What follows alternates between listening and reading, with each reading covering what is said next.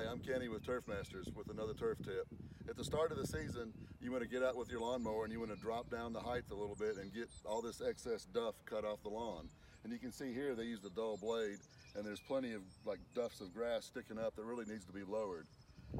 This is the idea to get this stuff out of the way. We'll let the sun get down into the root area and green the lawn up quicker and better. Plus this thatch actually out here will cause diseases in the future. So you need to get the lawn cleaned up and ready, for the spring. And then as the season goes, you want to mow it regularly and never cutting more than 1/3 of the blade. You want to maintain a mowing height from 1 to 2 inches, ideally with Bermuda, and that way you'll have a proper lawn. If you have any more questions, you can call Turf Masters or visit our website at turfmasterslawncare.com.